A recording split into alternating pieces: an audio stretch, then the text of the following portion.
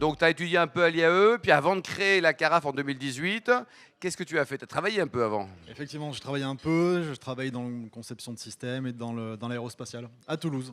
À Toulouse. Alors, la carafe, c'est génial. Quel est le concept qui part la genèse de ce concept, c'est une déception, non pas amoureuse, mais sur le vin en 2010. Exactement. Peut-être faire un point sur la température du vin, si tu veux bien. Absolument. Bah, je vais attirer votre attention là-dessus. On parle souvent de la température du vin, c'est marqué derrière une bouteille, buvez entre 12 ou 14 degrés par exemple pour un blanc. C'est pas juste une recommandation de service pour le goût, c'est simplement l'endroit où les molécules aromatiques s'expriment. Donc autrement dit, ça fait pas forcément sens d'ouvrir une bouteille si c'est pas pour aller chercher les notes d'agrumes sur un chardonnay, si c'est pas pour avoir la pierre à fusil sur le côté silex sur la syrah, que vous aurez vers 16, 17, 18 degrés. Donc c'est fondamental d'avoir un vin à température pour arriver à avoir vraiment son histoire. Donc à partir de là, il y avait tout un enjeu pour créer un dispositif qui permette d'exprimer un vin, parce qu'à ce jour, ça paraît vraiment très simple ce que je vous dis, mais ça n'existe pas. Et quand un produit n'existe pas, en général, il y a deux raisons. Petit 1, il n'y a pas de marché, Oui, ça peut arriver, oui. donc on ne va pas y aller. Petit 2, on ne sait pas faire.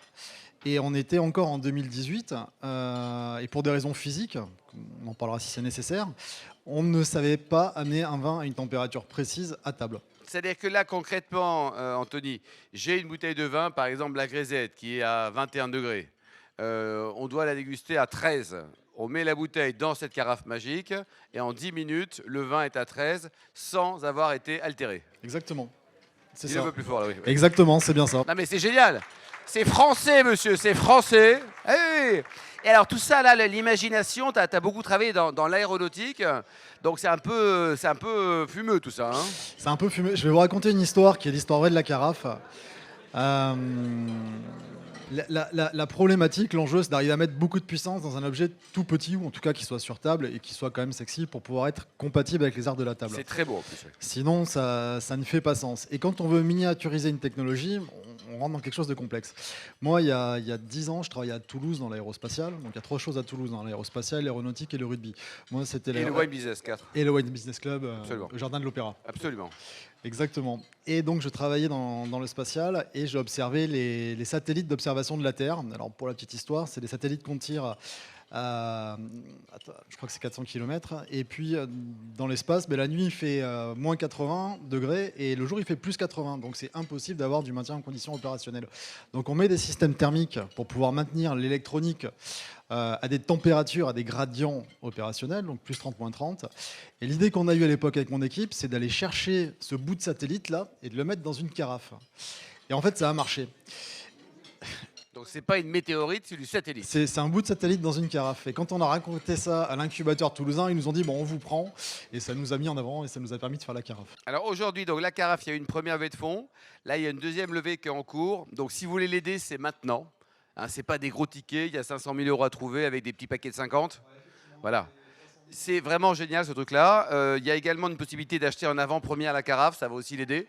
Ça vaut combien une bête là? Parce qu'on se méfie, t'es sympa tout ça là, l'aéronautique, ça va coûter une fortune ici. Ça coûte une fortune, bien Bon, sûr. ouais.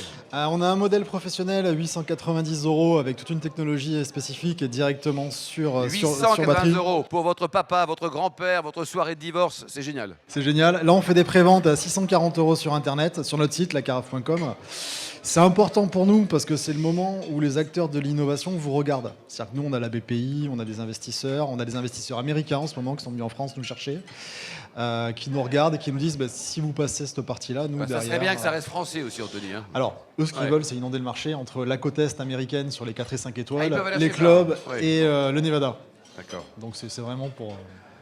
Bon voilà, donc c'est la carafe. La distribution, ça va être en France, ça va être un mondial également. Et la sortie, si tout le monde est au rendez-vous, on va dire fin d'année, premier trimestre 2024. Premier trimestre 2024, tout arrive et ensuite on a la France, les USA et on a un marché de 40 Et pays. c'est fabriqué en France, tout ça, ou en Europe? Ce modèle-là a été fait à Orléans. Orléans, c'est en France, Orléans, quoi, voilà. Donc c'est très bien. Et ton meilleur souvenir de dégustation, c'était quoi? Mon meilleur souvenir de dégustation...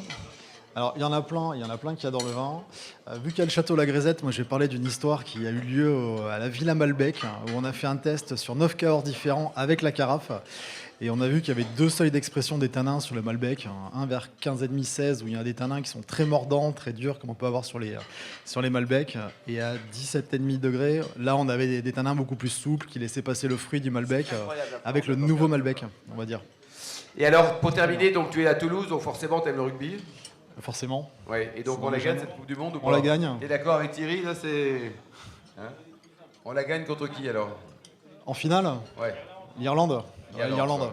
L'Irlande. Voilà, donc vraiment la carafe, il va passer de table en table, Anthony, réservez-lui le meilleur accueil. C'est un type super, c'est du français, t'as un dernier truc à dire pour les convaincre ou pas? Il suffirait de tester et puis en général on a ça. Tester, goûter les vins à différentes températures. C'est des prototypes, ça lui coûte une fortune à faire ça. Une fortune. Hein. Si on peut dire une chose qui est vraie et qui nous a fait très plaisir, c'est qu'en fait on est aujourd'hui le premier dispositif utilisé dans les concours officiels de dégustation. Parce que s'il y a 10 personnes qui dégustent, le premier va pas avoir le même vin que le dernier. Absolument. Et donc certains sommeliers nous ont mis dans les concours. Bravo Anthony, félicitations. Merci Alain pour ton accueil.